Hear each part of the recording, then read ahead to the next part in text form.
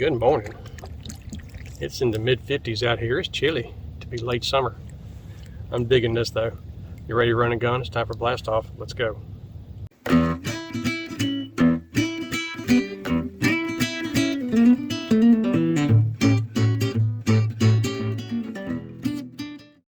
Morning, Bassin Buzz. Todd here with you. Welcome back to Bassin 101.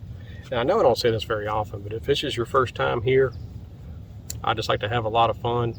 I like to joke around a little bit, but also try to teach you a little bit, keeping things simple in bass fishing. It's gotten ridiculous as far as how complicated things gotten. And I'm kind of an old school guy, but I like some of the new school stuff too. So today, we're having soft plastic day. I finally finished all 6 of my rods that I built, the MHX rods, and balanced them the way I like them to be balanced. You know, you're gonna make them for yourself, might as well do it right. But I brought 6 baits with me today, and kind of keeping it simple with them. I'm gonna stick with dark colors. We had some high water here Monday, and been letting the river kind of calm down. It came up about 3 feet. It's normally about a foot, and now it's back down to normal level. And I'm down here. I was showing you guys the wall, which is that rock cliff. I'm just down from that about 100 yards. Then I'm fishing some of the brush piles through here, because I think what I'm going to do today is stick with wood, stick with brush piles, because I do have stained water. I probably have maybe about 2.5 foot of visibility, so it's pretty stained. But I still think the bass are going to be, you know, in the brush pile, even over the deeper water. So I have a couple different worms, the tube, Senko, some other stuff, and got a little bit different rigging on the Senko. I'll show you that one. And like I said, I'm sticking with dark colors. We're going to have a nice clear morning and no wind. And I haven't seen nothing break, so I'm not worried about top water. I'm not even worried about spinner baits or crankbaits or any of that. I just want to stick with soft plastics today. And the first one I'm going with, some of you guys might remember these. This is the Man's 6-inch. I call it the gator tail, but that's basically what it is. It's a 5.5 inch gator tail. And this is really good for moving water. I tend to stick with the darker colors in these worms. And since they're short, I use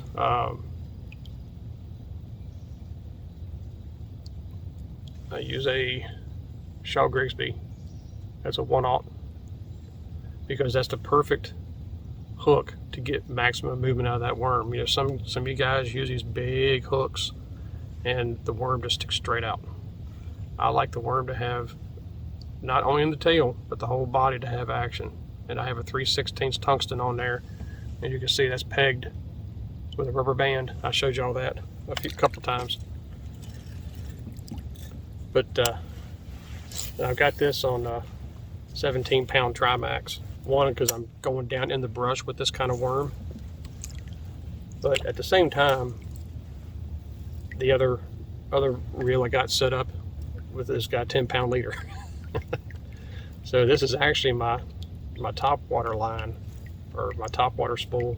I got a couple extra spools set to the side for these diolas, and I figured 17-pound clear, that's fine because the water's stained. You could probably even use Fireline. Actually, you could use Fireline, especially this time of day. The smoke color. I'm just kind of fishing in this brush, and I'll go over the baits as I go through it. Like I said, I don't plan on changing the baits. I got 6 different baits tied on. Something's got to work, and they're not always quite. You don't always have to fish these on the bottom. You know, basically with this worm, you know, I am going through the brush because it is a short worm. It's got a big tail, and it moves a lot of water. And it's also a short, compact deal. I really like the old gator tails we had back in the 80s. And it's a shame that they were discontinued. Actually, pretty much the whole company was discontinued. Bobby Ditto. But yeah, we'll go along with these and see what happens. Basically, the way I have this planned today is every brush pile I come up on, I want to throw all 6 lures. You know, I want to work them really good, and just, you know, I don't want to hit a brush pile and go on and then switch baits to another brush pile. I kind of want to hit each one of them with every single bait, because, you know, bass are picky,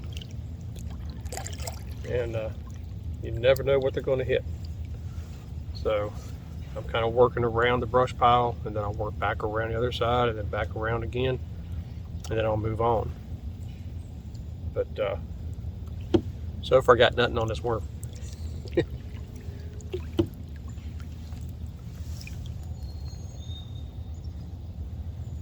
And another tip I wanted to pass on to you guys: anytime you throw a curl-tail worm, the direction the hook goes, put that tail the same way. So when this thing stops, it'll ride tail up. But not only that, it keeps it from twisting your line. And this is one of the few worms that I have found that very minimally twist your line, if any. A lot of times you just kind of hold it at the end of your rod, just let it dangle, keep on fishing. But you know, I'm showing no signs of line twist here, so we're good there. You know, I hate line twist. I will not fish a lure if it creates line twist, unless I can find a way to make it stop. So I'm going to switch worms here. I'm fishing down to the next brush pile. I had to go in and get this one, so that pretty much means that brush pile's done. Got the head wedged. But I'm going to switch to another worm. I'll show you that one here in a second. Alright, so the next one is Zoom Mag 2. You know, they say it's a 9-inch worm.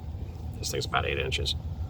But again, same thing, 3/16 tungsten, pegged off, and I've got a 4/0 straight shank Eagle Claw XPL, or JBL, and black. Why am I using black? It's, you know, it's early in the morning, the sun's not up yet, you know, it hasn't cleared through the trees, and it's just a color they can see quick, and you know, it's a good solid color, and being a ribbon tail, I like it because you can just swim it. And again, like I mentioned on the man's gator tail thing, even though it's a ribbon tail, sometimes you get 2 different colors, I still rig it tail up with the hook. You know, bass don't care if you don't have a, you know, if you don't have a dark color on top and a light color on the bottom. I don't think bass have their glasses on that early in the morning. I really don't think they care. So at least I haven't seen any difference in it, you know, by not doing it. So we'll keep on plugging here till we get to the next brush pile. You know, guys, I get a lot of emails and of course comments, but I also get texts from people I've become friends with on this channel and everything else. And one question I get asked a lot, because nobody really talks about it, is every time I fish a worm through heavy brush, I'm always getting hung. I'm always getting hung. I get tired of it. Well, one, you know, I know a lot of you guys don't fish brush piles that heavily because you don't want to get hung. Whereas a lot of times what gets hung is that weight. But and it just gets wedged. But one thing I can definitely tell you guys, rake your worms straight. Don't have a kink in them, don't have straight, because otherwise they'll go around a limb, they'll spin around and get hooked. But the way I learned, the best way to fish brush piles, one is throw your worm in there and start fishing it. But it sounds simple. But one thing I learned from Larry Nixon about fishing brush piles is to feel your way through it. you know, feel your way through that brush. I'll do one right here. Don't overpower it. Don't overpower that worm. I don't care if you're throwing a Senko, plastic worm, a crawl. I don't care what you're throwing soft plastic wise. Whether it's a jig head, Texas rig, weightless, doesn't matter. Don't force that worm to the brush. Just run it kind of slow. Don't get your rod tip up too high, because that's what I call getting caught with your pants down in case that bass hits. You gotta have room to set the hook, and quick. Otherwise he'll run underneath brush, and you don't want that. But don't force your worm through the brush. Feel it through the brush. And if it starts to feel tight, you know you get ready to come over a limb. And you just kind of jiggle it up and down until you come up over that limb. If it does get wedged, don't pull. You just shake your rod tip a little bit. Sometimes it'll knock that worm loose. A lot of times that banjo trick I showed y'all before, a light banjo. You don't want to sit there and wham, because then you are going to bury that worm in that brush. But just once it hits bottom, give it a second, lift up, make sure nothing's there.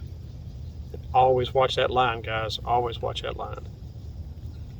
But just, like I'm doing right here, I'm just very calmly bringing that worm through it. Don't need to rush it. If you rush it, you're going to get hung. And you can throw this in the middle of anything. You just got to be patient. Don't try to fish it so fast that it doesn't make any difference. You want to go, through every single limb. If you think they're on the bottom, let it go all the way to the bottom. I've been getting hits. I've already missed a couple of fish because they are hitting light. I mean, I even had one take the back of that black zoom mag 2. Normally when they do that, they're not that big of a fish. And it hit like a bass, so I know it was a bass. But I missed another one that was actually suspended about 2 foot down in the tree. And so that kind of tells me to keep that worm working through every single thing, especially the tops of these brush. But don't force that worm through it. I don't care what kind of worm you're throwing. I don't care what kind of rig you're throwing. Don't force it. Pick that brush out like a jigsaw puzzle. Kind of give you an idea of the layout. The brush I'm fishing right here is right at the base of the cliffs, or the walls, I call it. And it's probably 50 feet long. And it goes all the way to the bank. So you got logs going all the way to the bank, and then I got the brush that sticks out. And then throughout the years of the river, river water coming up and down and everything, you got a lot of brush down inside of it. So don't be afraid to throw it back into things. Just take your time bringing it out, and I promise you'll get hung up a whole lot less. Now it's time for bait number 3. I've got a Missile Baits D-Bomb. This is a Super Bug. That's one of my favorite colors besides Super Crawl. But it's a dark color. And I have this. These are actually designed for Alabama rigs. But this is a owner pivot head. And unfortunately, I think these are gone. But they come with an EWG, or I like a straight shank hook. A 3/0 straight shank, so it's like a Texas rig. But I like this because it's a swing head. This is an 1/8 ounce, so it gives it a slower fall in the stained water. Gives them time to see it. It's a short, bulky lure. And the reason I throw it on that pivot head, because it gives me a couple different options. I can throw it into cover, but I can also throw it across rock and bring it back like a swing jig. So it kind of gives you the best of both worlds, and I ain't got to worry about a football head. Most of your swing jigs are football heads.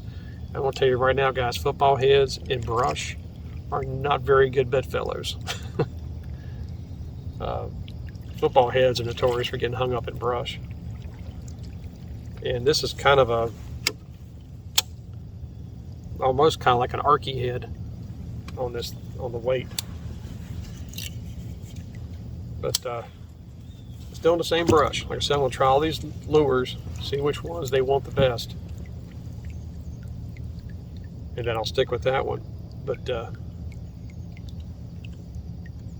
you know, I'm sure spinnerbait might work in here pretty good. Crankbait might do it. I don't know. But I wanted to throw soft plastics today because it's just a relaxing way to fish. I knew the water was going to be stained. And I knew they were going to be right up in the brush. So, or just in cover in general. So that's basically what we're doing. We'll see if it works.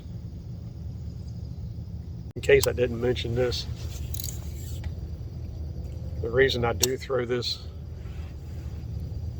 D-bomb or any kind of a creature bait, I guess, the reason I prefer to throw it on this pivot head swing jig type thing, it keeps line twist down.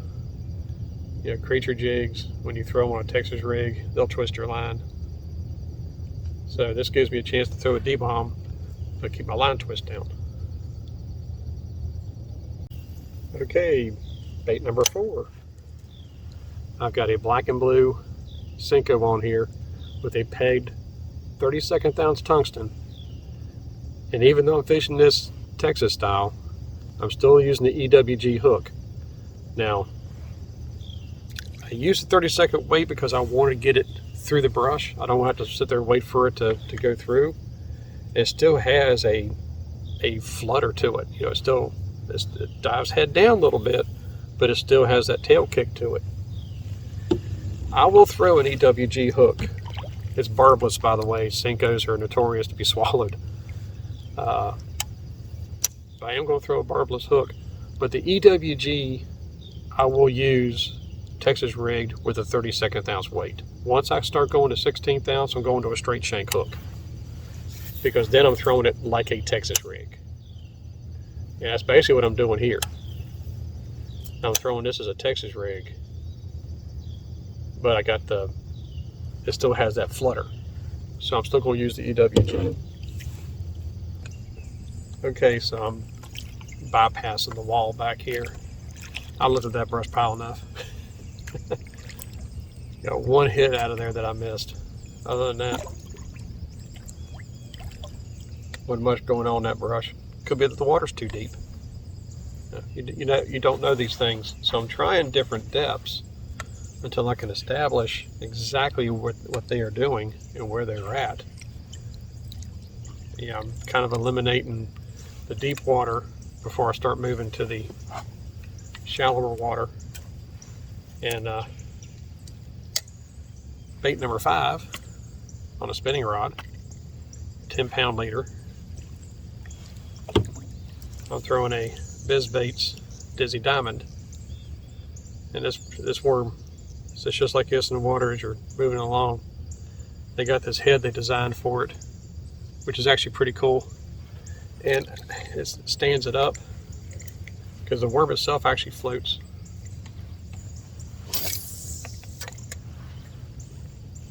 But I haven't really had any issues with that head sticking as far as in cover. You know, a lot of times you get a shaky head and it gets you hung in cover all the time. I mean, I haven't found a shaky head yet that really does that, unless you use the old standard ball jig, which back in the day, that's what we used to use. We used to call it doodle socking. You could even doodle sock a Texas rig, which is basically where that came from. But got the old black and blue because the water is stained. Now I've moved around the other corner here. There's a lot of brush in here.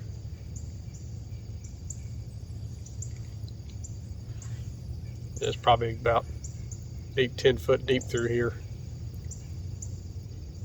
where I'm at. It might even be a little bit deeper than that. I'll know officially once I get my graph. But you know, if I throw and I don't feel brush within the first few few bumps, I go ahead and reel it in. Because I'm trying to stick with any kind of wood cover. Because, you know, stained water and wood go hand in hand. Okay, I'm eliminating deep water.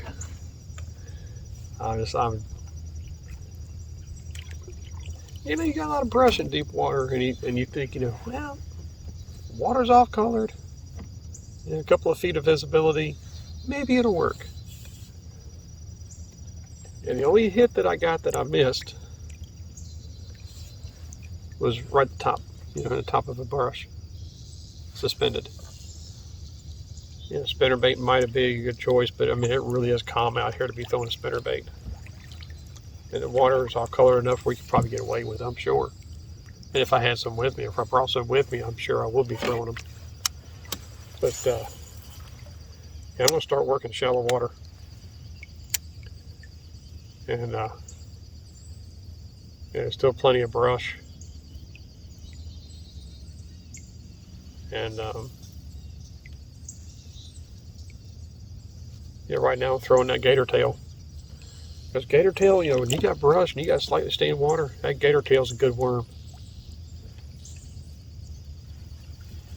So I'll chuck this for a little while before we move on again. I'm actually across the channel from where the wall begins. So we'll see what happens here. Man, I wish you would look how fat that smallmouth is. That's a good little smallmouth on that D-bomb. I came around and I decided to just kind of coast through the slough until I get to this shallow brush pile. And man, he drilled it. Just like I said before.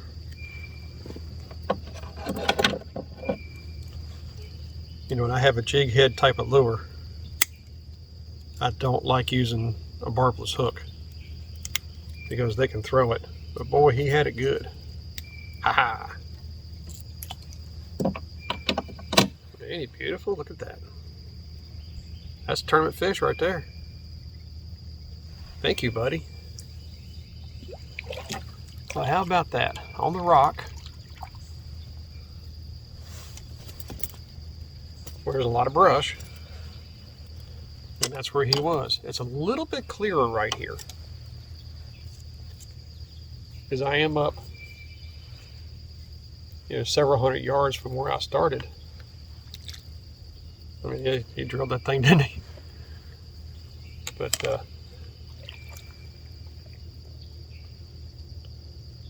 there you go. There's one on a D-bomb. Okay, I've gone and put everything up. I'm going to focus on shallow water. And so what I have done, I put everything up except the Senko, which you know, black blue flake. I took the weight off of it, so this is now a weightless Senko. I still have quite a bit of water to cover. So I only want just a couple of baits I need to be throwing. The other one is a 3/32 hover rig that I have an original Gets It on here, the original tube. You know, if I'm throwing stuff like this, I want to throw the original. I don't want to throw somebody's other version of it. And this is the green crawl salt and pepper, and I've taken just a little bit of chartreuse and you know, shaded it inside that cup like I showed y'all around that lid.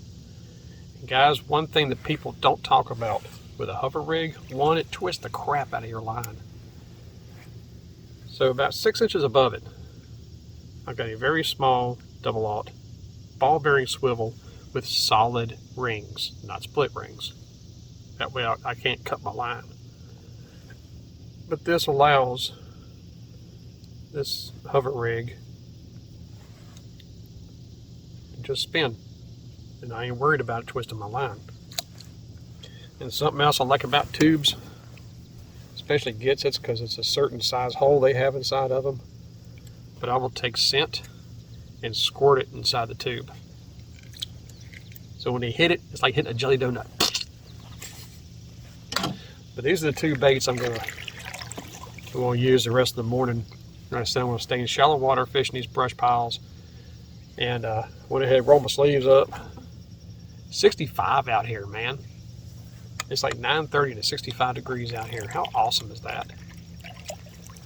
So let's go over here in the sun and we'll fish that big brush pile that I've shown you guys a bunch of times. I'm right across the channel from the slough. And these are the two baits I'm sticking with. And that hover rig can be weedless. It's just like I said earlier about the Texas rig, or anytime you're fishing brush, just go easy with it. Don't try to force it. You know, eventually you'll develop your own style of fishing brush piles. And yeah, everybody develops their own style of doing it. I'm kind of a laid back kind of person when it comes to brush piles. Yeah, I don't like to force my way through them, because if you do, you're gonna get stuck. And I don't like to have to go in to get it because I just ruined that brush pile. So that's all I gotta say about that. Let's hit this brush pile right over a limb too. There we go. Let's see what we can get. Just keep pressure on them. Get them in that brush pile. Keep pressure on that dude. Especially when you have a barbless hook. And there you go. And I'm floating. I was floating right in the brush. How about that? I can just go boop, hook comes right out. But yeah, he had me behind a limb. That's a good little largemouth. That's another tournament fish. Thank you, buddy. There he goes, wing! But yeah, he hit behind a limb. And I set the hook. As soon as I set the hook, I felt the tension. But hold them, because when you hold them and you feel them start to fight back, you know you're not on a brush. That's the only reason I do that. Is you come back, set the hook, just hold it, and you'll start feeling them pulling. Don't crank. Keep pressure on them and just get them out of there. You know, it's like Bill Dance used to always say on his show, when he pulls 2 feet, you pull back 2 feet. Don't crank 2 feet. Because what you're going to do is you're going to get it right up against that limb and it can't move. If you just keep pressure on him, you're allowing him to swim. So that's a good tip right there for you guys that don't really fish a lot of brush piles and you want to learn. When you hook one, even if you throw in a spinnerbait and one gets you behind a limb on a spinnerbait, keep pressure. Don't start cranking the crap out of them. Just keep pressure on them. Yeah, that was good. He was suspended too. So the smallmouth are on the bottom, the largemouth are suspended. Interesting. Okay.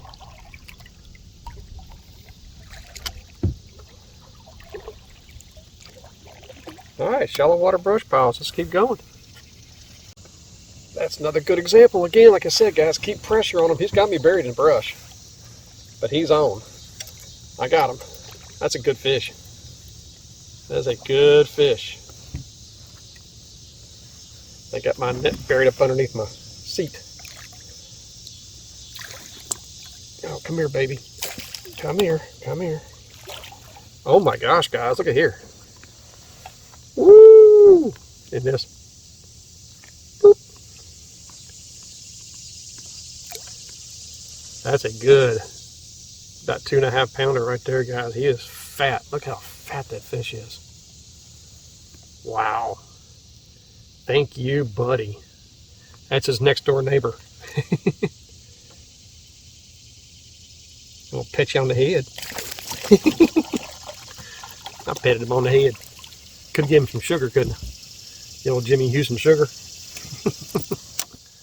Wow. Okay, so one right over here and one right up here. They're about 20 feet apart. Wow. Okay. I know I'm fishing a Senko. I've had some of you guys say, well, man, why don't you throw something besides a Senko? You're better than that. But I'll be honest with you guys. I mean, if that's what they're hitting, that's what I'll throw. A Senko is a big confidence lure for me. And because there's just so many different ways you can throw it.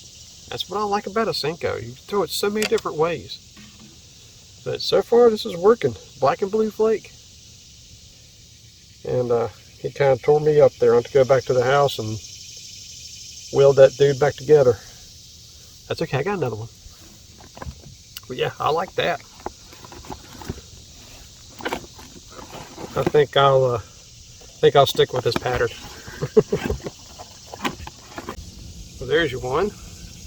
Nice keeper. That Senko came right off.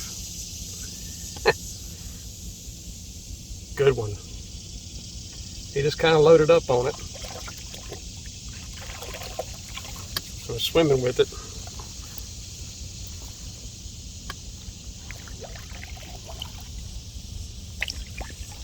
That's 4. And yeah, I know I'm using a Senko, and everybody fusses about using Senkos. But hey, you know, if that's what's catching them, that's what we'll be throwing. You know, there's a guy a couple hundred yards ahead of me that I recognize the kayak. I've seen him up here before. He makes the common mistake, like a lot of other people make. He's sitting right on top of where he's fishing. You know, he's always fishing the bank. And I bet that kayak don't sit 5-10 feet off the bank. And he's thrown up to the bank. It's like, dude, if you know, and I've never seen him catch anything. Because you can't do that. You know, I'm fishing the bank here, I'm fishing the 45-degree angle. And I bet you I'm 30 feet from the bank. You just can't sit on top of what you're trying to fish. It just doesn't work. But that's a common mistake a lot of people make. I mean, it's, you know, I'm not calling them a doofus or anything. I mean, it's just a common mistake that people make. And, you know, even though fish stay in water, that 2 foot of visibility, 2.5 foot of visibility, it's getting a little bit clearer as I'm moving up back towards the creek. But you can't boat positioning, even in a river situation, boat positioning is extremely important. Choo-choo-twing. So guys, just, you know, remember, don't sit on top of what you're trying to fish. When you're fishing brush piles especially, hit the outer perimeter and then move your way in. Well, I think I'll call it. I got a few hours in this morning. I'm happy with that. I got some baits I want to try out before I leave. Can't see all of them. Some baits I've gotten in, and just want to see if I want to throw them arsenal or not. Most of them are all top water. I just kind of want to play around, see if I like them or not before I go back in. But brush piles, you know, I hope you learned something about brush piles, because man, you can catch a lot of fish in brush piles.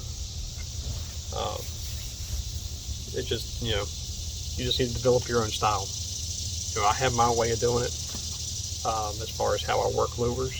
And certain lures are even a little different, you know, as far as how you work them in brush. But overall, it's a great cover to fish, and especially if you have brush piles that's located on good structure. Structure is bottom change, not cover.